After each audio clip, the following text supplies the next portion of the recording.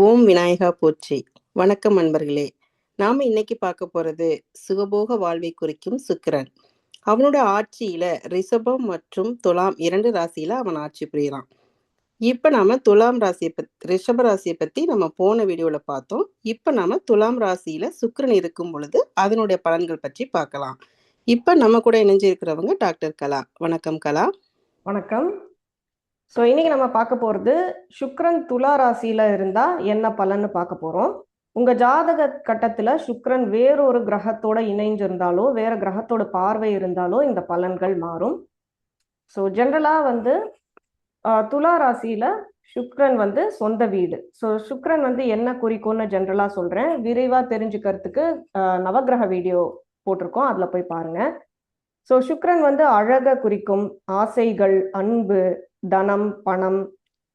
முக்கியமா சுக்கிரன் கலத்திரக்காரகன். ஸோ கல்யாணத்தை குறிக்கும், திருமண வாழ்க்கையை குறிக்கும், அண்ட் எல்லா ரிலேஷன்ஷிப் உறவுகளையும் குறிக்கும். பொதுவா கணவன் மனைவி மட்டும் இல்லாம அம்மா பொண்ணு அந்த மாதிரி. அண்ட் ஒரு ஆணோட ஜாதகத்துல அவங்களோட மனைவியை குறிக்கும், பெண் நண்பர்கள், பெண் முதலாளிகள் இதெல்லாம் குறிக்கும். ஸோ துலா ராசி பத்தி பாத்தீங்கன்னா காலபுருஷ கட்டத்துல இது 7ஆம் வீடு. 7ஆம் வீடு நம்ம சொசைட்டி. இப்போ முதலாம் வீடு எப்படி நம்மளோட அடையாளமோ 7ஆவது வீடு அதோட ஆப்போசிட். ஸோ 7ஆவது வீடு நம்ம எப்படி சொசைட்டில மூவ் ஆறோம், தட் இஸ் பிஸ்னஸ் பார்ட்னர்ஸ், நம்மளோட கல்யாணம், மனைவி, இதெல்லாம் 7ஆம் வீடு குறிக்கும். முக்கியமா உறவுகள் இதெல்லாம் குறிக்கும். ஸோ துலா ராசி சுக்கிரனோடு மூல திரிகோணம். சுக்கிரனுக்கு 2 வீடு இருக்கு, துலா ராசி, ரிஷபம். துலா தான் அதோட மூல திரிகோணம். மூல திரிகோணம்னா என்ன? மூலம்னா ரூட், வேறு. ஸோ அதோட அடிப்படை குணங்கள் சுக்கிரனோட அடிப்படை குணங்கள் இங்க ஈஸியா அது வெளிப்படுத்த முடியுது. ஸோ அதுதான் மூல திரிகோணம். ஸோ இந்த வீட்டில் சுக்கிரன் எக்ஸ்ட்ரா பவர்ஃபுல்லா இருக்காரு. முக்கியமா ரிலேஷன்ஷிப்புக்கு ரொம்ப இம்பார்ட்டன்ஸ், முக்கியத்துவம் கொடுப்பாங்க இந்த மக்கள்.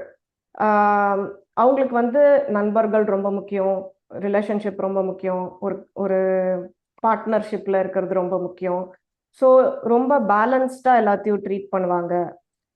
ஒரு ஒரு விஷயம் எடுத்தாலும் ரொம்ப பேலன்ஸ்டா பண்ணுவாங்க. ரொம்ப ஓவரா அட்டாச்மெண்ட் ஃபார்ம் பண்ணாம, இல்லாட்டி ரொம்ப அலூஃபா இல்லாம, ரொம்ப நடுநிலையா இருப்பாங்க.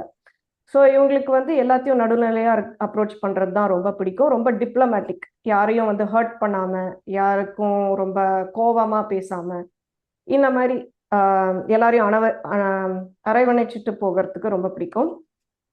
அண்ட் ஈக்குவாலிட்டிங்கிறது இவங்களுக்கு ரொம்ப முக்கியம். நீங்க துலாமோட பிக்சர் படம் பார்த்தீங்கன்னா அது ஒரு திராசு, ஒரு பேலன்ஸ்.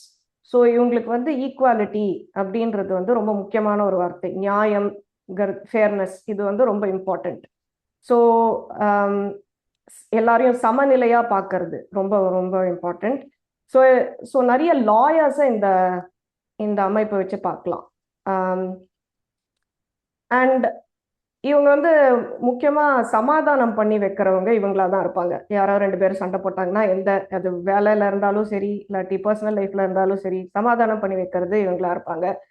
ஸோ இந்த நேச்சர் எல்லாம் இருக்கிறதுனால பாலிடிக்ஸ், டிப்ளமசி, பிஸ்னஸ், இதுல எல்லாத்துலயும் நிறைய சக்சஸ் பார்க்கலாம். நான் சொன்ன மாதிரி லாயர்ஸும் நிறைய பார்க்கலாம்.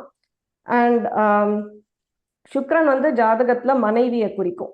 ஸோ மனைவிக்கு இந்த குணங்கள் எல்லாம் இருக்கலாம். ஃபைனலி எந்த நட்சத்திரத்துல இருக்கு சுக்கிரன்னு பார்க்கணும். 3 நட்சத்திரத்துல விழும்: சித்திர, சுவாதி, விசாகம். ஸோ இதை பொறுத்தும் கொஞ்சம் அவங்களோட கேரக்டர்ஸ் மாறும். ஸோ இதுதான் பொதுவான பலன்கள்.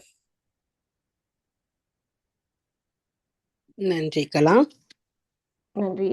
வணக்கம்.